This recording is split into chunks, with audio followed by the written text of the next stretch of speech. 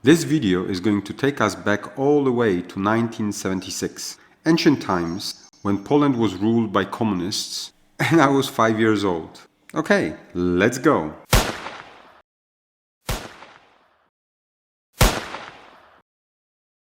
Surprisingly, in this grim political reality, the Polish society knew how to have a good time.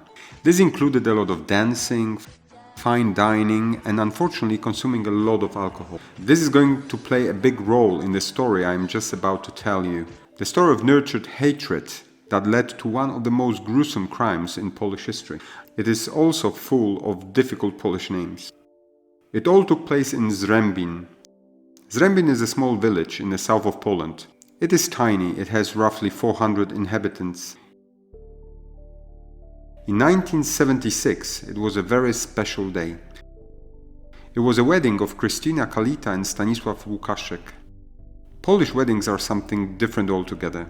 Here you clearly see that the Polish people know how to party. So again, lots of dancing, fine dining, large quantities of vodka, and on top of that, some skillful singing. This footage is not from an actual wedding I'm talking about, but they all look pretty much the same. Okay, so back to the story. Bride and groom invited plenty of people. Among them was Jan Sojda, with his family. He was a prominent member of the local community. There was some already existing animosities between bride and groom families and Jan Sojda's family, but this could not be anything major as he was still invited to the wedding.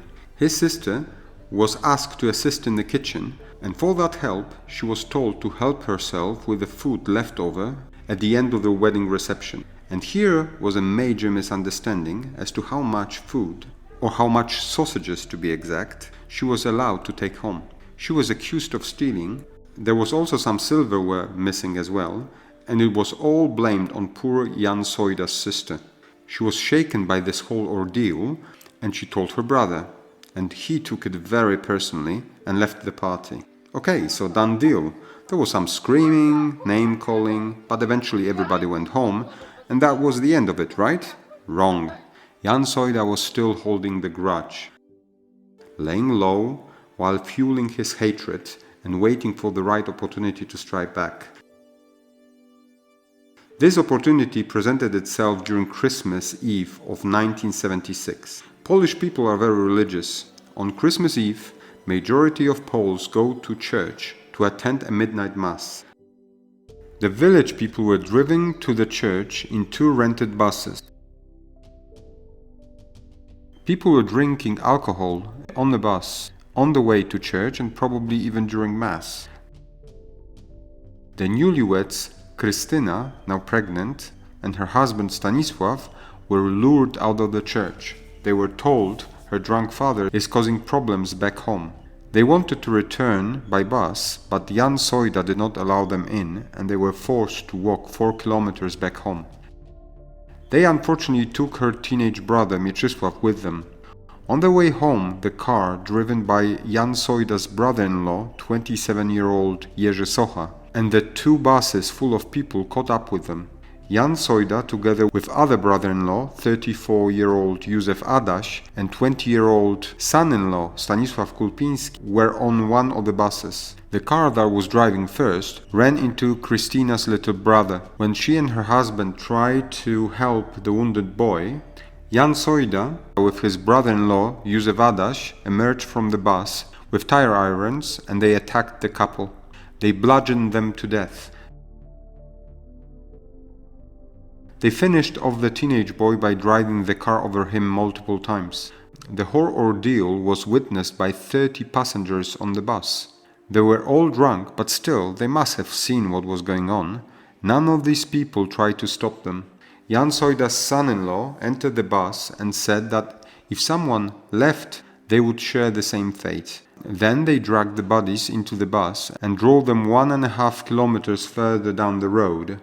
There, they dropped them off, drove the bus over them, and finally, they left the bodies in the ditch by the road to make it look like an accident. They undressed Krystyna's body like she was raped. In the other bus, Jan Soida, holding rosary and the crucifix, demanding the pledge from every passenger on the bus that they will forever keep their silence. They had to kiss the crucifix and sign the paper pledge with their own blood, Cosa Nostra style.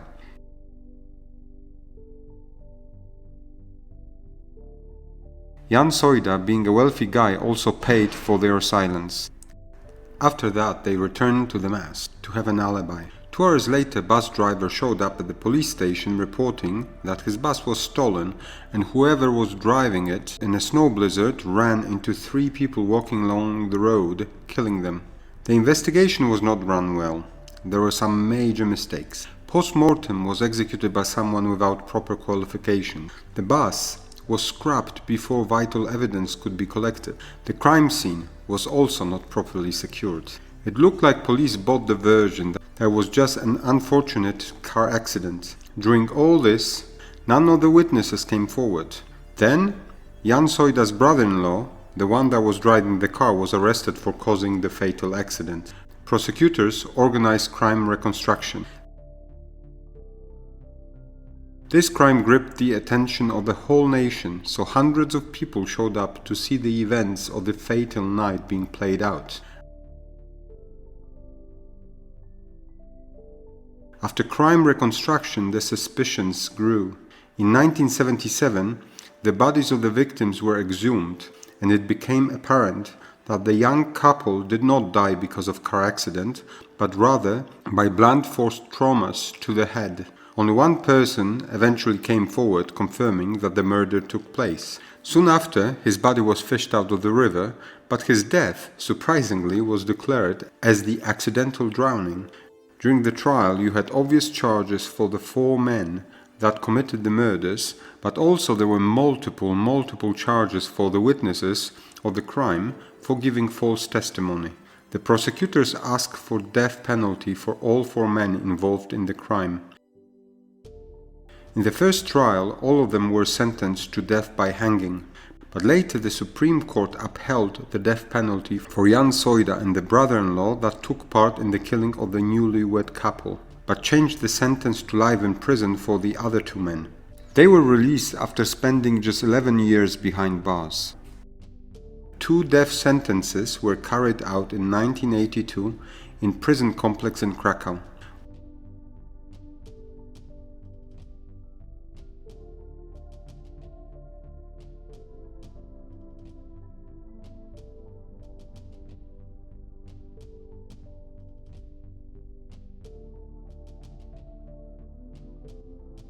What a senseless tragedy, young lives lost, and the lives of relatives of both victims and guilty ones affected for years to come.